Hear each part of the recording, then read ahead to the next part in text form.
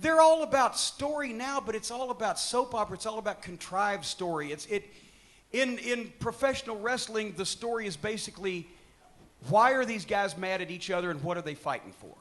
Now it's, oh my God, he burned the guy's house down, or he kidnapped his dog and cooked it for dinner, or what, it's so uncredible that I think it's a byproduct of having television writers coming into the business, rather than in professional wrestling you had bookers. And those bookers made matches based on the personalities.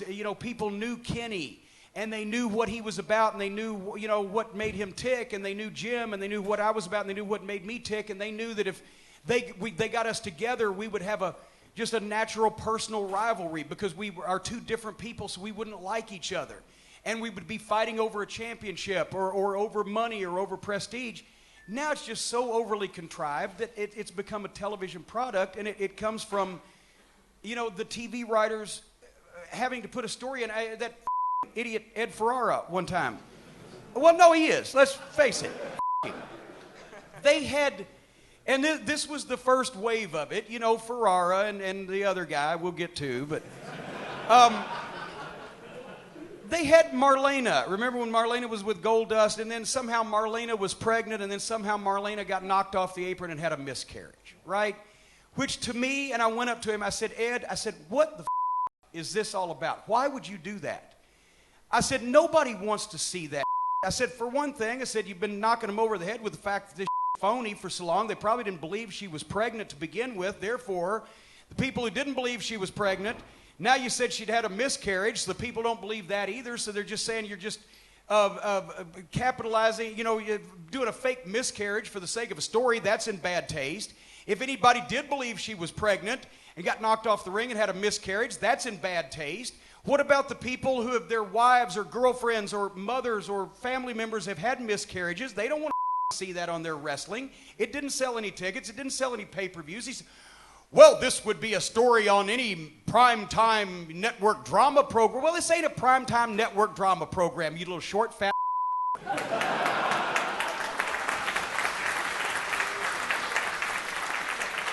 It's pro wrestling, and what the outsiders, and I've been around this business all of my adult life and a lot of my teenage life, and what people that come into it and try to and put the boots to it and make money off of it and go on and do other things, what they don't understand is that wrestling fans don't see Stone Cold Steve Austin played by Steve Williams. They see Stone Cold Steve Austin. It's not guys playing a part, playing a role, playing somebody else. It's guys being themselves. That's what wrestling fans want to see, because that's why the top stars get over. Ric Flair is Ric Flair. Steve Austin is Steve Austin. The Rock is The Rock. And so it's distasteful when you have to, manipulate and manufacture all these different stories. So in answering your question, now that I've beat around the bush, it's different now. It was always about a story, but it was always about, in professional wrestling, it was about who's going to win the title, who's going to win the money, why are these guys mad? They have a very simple issue that you can grasp. In sports entertainment, it's contrived and it's complicated, and chances are it's not really believable. And it's just another dramatic, teleplay. And that's why people watch it on TV for free a lot now, but they don't want to invest money in spending money to see what's going to happen, which is why the pay-per-view buy rates are going down, because it's not credible and believable. You don't believe these guys are really mad at each other. You know now that they're being told what to say and what to do, whereas that's sports entertainment. In pro wrestling, it wasn't so obvious that guys are being told what to say and what to do. And who wants to get behind a hero that does and says what he's told?